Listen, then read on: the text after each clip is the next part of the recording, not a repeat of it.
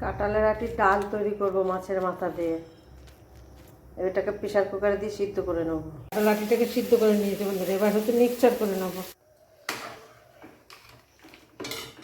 ওর হলুদ দিয়ে দেবো, জল দিয়ে গুলে নিয়েছি।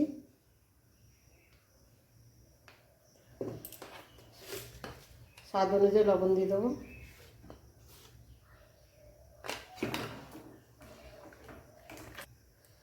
আদা লঙ্কাটা দিয়ে দেবো।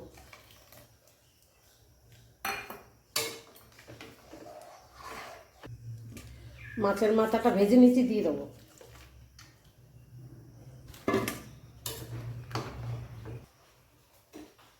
ফোড়ন দেবো ডালটা, তেল দিয়ে দিলাম কড়াইতে।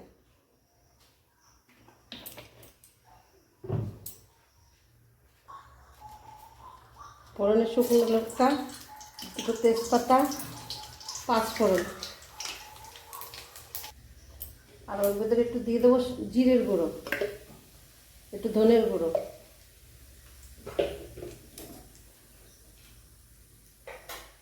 এবার ডালটা ঢেলে দেবো।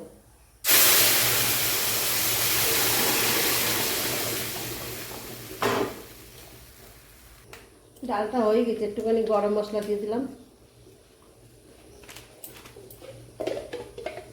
আর 1 চামচ ঘি দিয়ে দিলাম।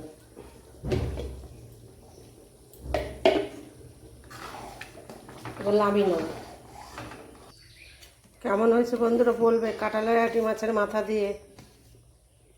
তোমরা যদি এরকম না খাও, এরকম খেয়ে দেখবে, খুব ভালো লাগে খেতে।